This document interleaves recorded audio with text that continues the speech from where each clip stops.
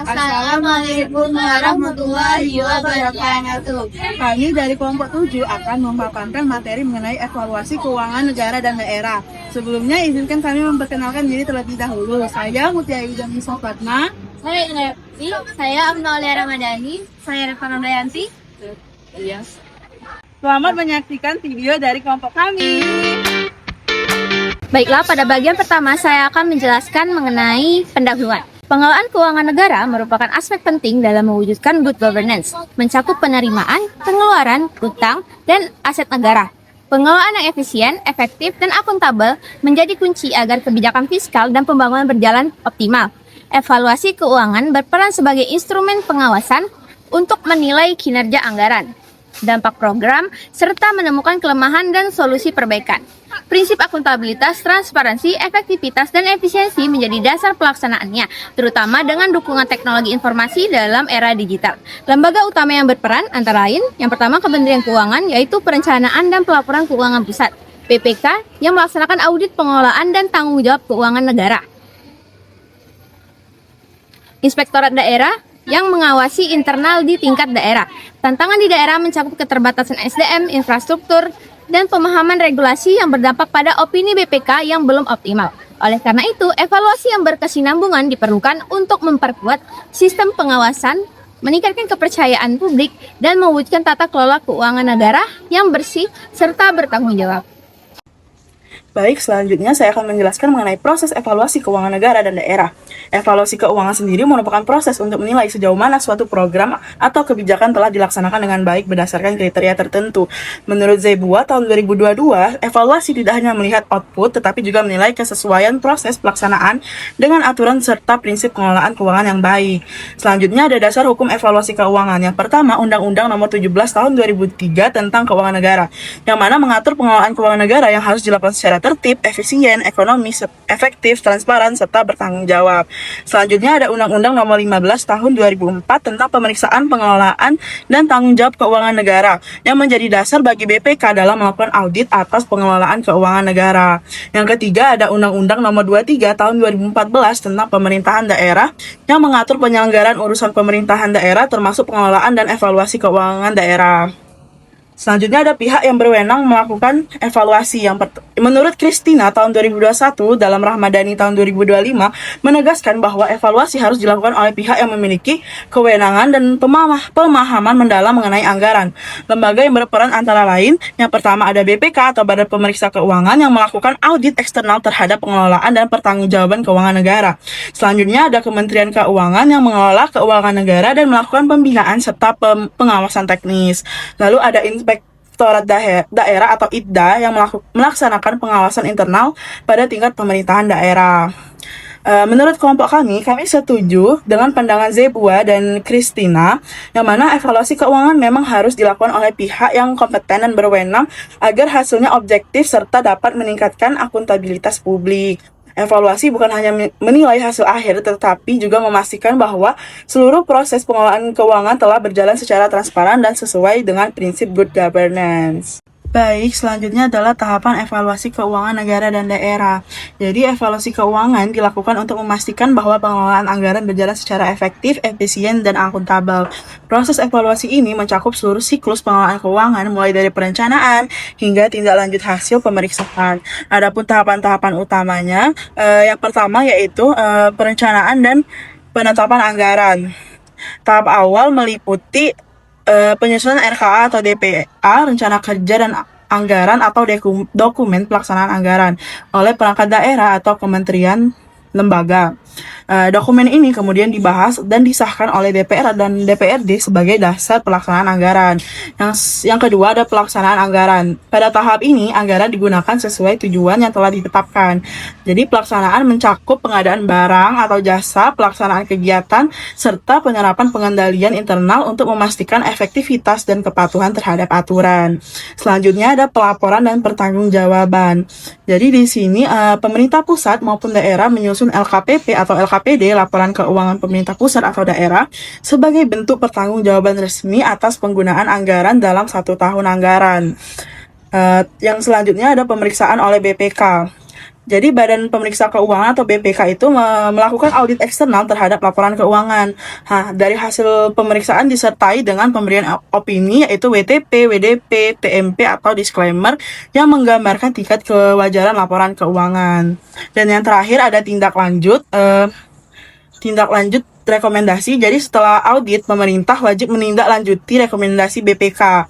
Jadi tindak lanjut ini dapat berupa perbaikan sistem, perbaikan kebijakan, peningkatan pengendalian internal, serta upaya memperkuat transparansi publik. Baiklah, pembahasan selanjutnya mengenai indikator evaluasi keuangan negara dan daerah. Mengutip Kasmir 2017 dalam Wahyuni dan kawan-kawan 2024 yang menyatakan bahwa indikator keuangan yang diperoleh dari neraca, laporan laba rugi, dan laporan arus kas membantu perusahaan untuk memantau kesehatan finansial, kinerja operasional, dan kemampuan memenuhi kewajiban jangka pendek maupun jangka panjang. Menurut kelompok 7, indikator evaluasi keuangan merupakan alat penting untuk menilai kesehatan kinerja dan resiko suatu perusahaan. Dengan menggunakan rasio dan data dari laporan keuangan seperti neraca, laporan laba rugi, dan arus kas, perusahaan serta pemangku kepentingan dapat membuat keputusan yang lebih tepat dan strategis dalam mengelola sumber daya dan mempertahankan keberlanjutan bisnis. Selanjutnya, klasifikasi indikator evaluasi keuangan dibagi menjadi 3, yakni indikator likuiditas, indikator solvabilitas, dan indikator profitabilitas. Pertama, penjelasan mengenai indikator likuiditas yang mengukur kemampuan perusahaan memenuhi kewajiban jangka pendek. Rasio tinggi menunjukkan kemampuan bayar utang kuat, tapi terlalu tinggi bisa kurang efisien. Selain itu, quick ratio atau rasio cepat membantu hindari resiko ketidakmampuan bayar. Yang kedua, indikator solvabilitas yang mengukur kemampuan perusahaan melunasi utang jangka panjang dan kesehatan keuangan keseluruhan. Dalam indikator ini, rasio tinggi berarti resiko utang besar dan kesulitan pinjaman tambahan, serta rasio tinggi menunjukkan modal lebih kecil daripada utang. Yang ketiga, indikator profitabilitas yang mengukur efektivitas perusahaan menghasilkan laba dari operasi dan sumber daya. Indikator ini menunjukkan efisiensi penggunaan modal dan menunjukkan pendapatan bersih dari penjualan setelah biaya dan pajak. Baik, kali ini saya akan membahas tentang kendala dalam evaluasi keuangan negara dan daerah. Sederhananya, evaluasi keuangan ini penting untuk memastikan anggaran digunakan secara efektif dan efisien. Tapi kenyataannya, pelaksanaan di Indonesia masih menghadapi berbagai tantangan. Dari sisi teknis, masalah pertama adalah sumber daya manusianya yang terbatas. Banyak aparatur yang belum terlalu paham standar akuntansi berbasis aktual, ditambah minimnya pelatihan. Selain itu, kualitas data keuangan sering kurang akurat dan tidak konsisten antar instansi. Sistem informasi juga belum optimal, contohnya implementasi SIKD yang belum merata, dan beberapa daerah masih menggunakan sistem manual. Ditambah lagi, keterlambatan laporan ke BPK membuat proses audit dan tindak lanjut menjadi lambat. Selain itu, ada juga kendala teknis, politik anggaran terkadang mengaruhi alokasi dana, bukan berdasarkan kebutuhan publik, masih menjadi manipulasi laporan dan penyalahgunaan dana. Dan rekomendasi audit BPK kadang kurang ditindaklanjuti. Budaya birokrasi yang tertutup dan minimnya transparansi juga menghambat pengawasan publik. Jadi, anggaran evaluasi keuangan tidak berjalan lebih baik. Dibutuhkan penguatan SDM, peningkatan kualitas data, optimalisasi sistem informasi, dan transparansi birokrasi. Dengan begitu, pengelolaan anggaran akan lebih efektif, efisien, dan akuntabel, dan mendukung mencapai tujuan pembangunan secara berkelanjutan. Baiklah, di sini saya akan jelaskan mengenai upaya peningkatan kualitas evaluasi keuangan negara dan daerah. Upaya peningkatan kualitas evaluasi keuangan negara dan daerah dapat dilakukan melalui beberapa langkah strategis. Pertama yaitu penguatan fungsi audit internal menjadi langkah utama untuk memastikan penggunaan anggaran berjalan sesuai ketentuan dan prinsip akuntabilitas. Di samping itu, peningkatan kapasitas sumber daya manusia sangat diperlukan melalui pelatihan berkelanjutan, sertifikasi profesional, serta pembinaan etika dan integritas agar aparat mampu menyusun laporan keuangan akurat dan tepat waktu. Upaya ini harus didukung oleh komitmen kuat dari pemimpinan instansi untuk menerapkan prinsip akuntabilitas dan menindaklanjuti setiap temuan audit secara serius, sehingga perbaikan tata kelola keuangan dapat berjalan secara konsisten dan berkelanjutan. Baiklah, yang pertama saya akan menyampaikan studi kasus pusat yang diambil dari penelitian yang berjudul Evaluasi Metode Audit Perhitungan Kerugian Keuangan Negara pada BPKB. Baik, dalam periode tahun 2018 sampai dengan tahun 2022 itu telah tercatat sebanyak 2079 kasus korupsi dengan kerugian keuangan negara senilai 104,8 triliun rupiah.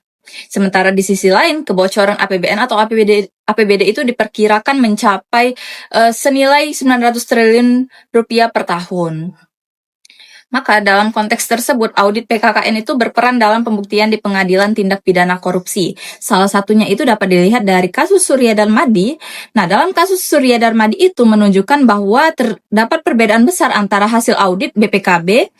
Hasil audit BPKB itu telah menghitung kerugian negara sebesar 104,1 triliun. Di sisi lain, putusan Mahkamah Agung itu hanya mengakui 2,2 triliun rupiah. Di sini terlihat perbedaan yang menggambarkan lemahnya validitas metode audit BPKB dalam konteks penegakan hukum di Indonesia.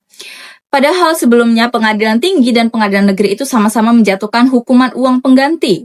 Hukuman uang pengganti ini sebesar 41,9 triliun rupiah.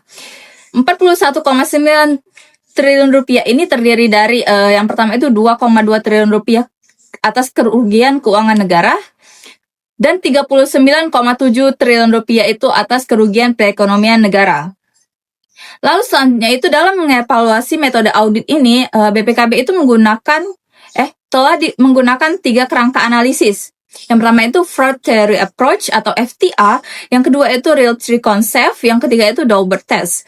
Nah, lanjut, pada FTA, auditor BPKB itu tidak menjalankan tahapan pembentukan dan pengujian hipotesis kecurangan, karena audit itu lebih bergantung pada data penyidik, sehingga bersifat administratif bukan investigatif. Nah, yang selanjutnya itu berdasarkan metode Real Tree Concept, itu telah ditemukan ketidaksesuaian metode perhitungan dengan prinsip audit forensik. Seperti penggunaan metode pokok tanpa bunga yang mengabaikan time value of money. Lalu selanjutnya itu pada tahap metode Daubert Test, itu ditemukan keterangan ahli BPKB ini dinilai belum memenuhi standar ilmiah karena tidak melalui uji empiris, peer review eksternal maupun pengakuan profesional yang luas. Meskipun tetap diterima di pengadilan karena standar tersebut dinilai belum diatur dalam sistem hukum di Indonesia. Lalu dari 20 kasus yang dianalisis, sebanyak 15 hasil audit BPKB itu telah diterima di pengadilan. 2 dikoreksi positif, 2-nya lagi itu dikoreksi negatif, dan 1-nya lagi itu ditolak sepenuhnya. Koreksi umumnya itu muncul karena hakim tidak menilai perhitungan BPKB karena tidak memiliki hubungan kausal, hubungan langsung dengan perbuatan terdakwa. Baik, saya akan memaparkan studi kasus daerah yang diambil dari penelitian yang berjudul Evaluasi Anggaran Berbasis Kinerja, SPIP, dan Akuntabilitas Kinerja di Pemerintahan Kabupaten Manggarai Timur. Studi kasus ini dilakukan di Badan Keuangan Daerah Kabupaten Manggarai Timur. Baik, langsung ke pembahasan. Jadi pada hasil penelitian itu ditemukan bahwa pada tahun 2022 itu daerah Manggarai Timur ini mengalami surplus anggaran yang mencerminkan adanya efisiensi dan keseimbangan keuangan. Sedangkan pada tahun selanjutnya, itu pada tahun 2023 itu terjadi defisit akibat meningkatnya belanja sosial. Untuk menutupi defisit tersebut, maka dilakukanlah oleh pemerintah daerah itu menggunakan SILPA atau SILPA pada tahun sebelumnya melalui mekanisme realokasi anggaran. Nah, secara umum, anggaran disusun ekonomis, efisien, dan transparan. Namun meskipun realisasi pendapatan asli daerah atau PAD itu pada tahun 2023 hanya mencapai 76% dari target, dari 5 komponen PAD itu hanya hasil pengelolaan kekayaan daerah yang dipisahkan karena mencapai 100%, sedangkan pada pajak daerah itu hanya 57%. Nah, kondisi ini dapat dilihat menunjukkan perlunya adanya evaluasi terhadap strategi peningkatan PAD agar pelaksanaan anggaran itu berbasis kinerja dan dapat berjalan secara optimal. Nah, di sisi lain SPIP itu telah diterapkan sesuai dengan peraturan pemerintah nomor 60 tahun 2008 dengan menggunakan sistem SPID untuk mendukung transparansi dan pengawasan yang terintegrasi melalui evaluasi triwulanan dan komunikasi rutin antar pejabat itu juga dilakukan. Akuntabilitas kinerja juga meningkat melalui penyusunan indikator kinerja yang disesuaikan dengan RPJMD dan Renstra, serta adanya pelaporan tahunan LAKIP sebagai bentuk pertanggungjawaban kepada publik. Nah, peneliti menyimpulkan bahwa penerapan anggaran berbasis kinerja SPIP dan akuntabilitas kinerja di Manggarai Timur ini dinilai telah memperbaiki pengelolaan keuangan yang lebih efisien, transparan, dan juga telah mematuhi aturan. Namun dari kelompok kami itu berpendapat bahwa capaian tersebut masih perlu dikritisi lebih lanjut karena PAD itu belum optimal dan juga terdapat defisit pada tahun 2023. Hal ini menunjukkan bahwa masih adanya keterbatasan fiskal daerah. Selain itu, efektivitas SPIP juga bergantung pada kedisiplinan dan kapasitas aparatur, sehingga keberhasilan sistem evaluasi keuangan daerah itu perlu disertakan penguatan kapasitas fiskal. Lalu juga dibutuhkan integrasi dari aparatur dan tindak lanjut dari hasil evaluasi, agar tata kelola keuangan daerah itu benar-benar berkelanjutan. Sekian dari saya, terima kasih. Terima kasih sudah menyaksikan pemaparan video dari kami. Apabila ada salah kata kami mohon maaf. Wabillahi taufiq wal hidayah. Wassalamualaikum warahmatullahi wabarakatuh.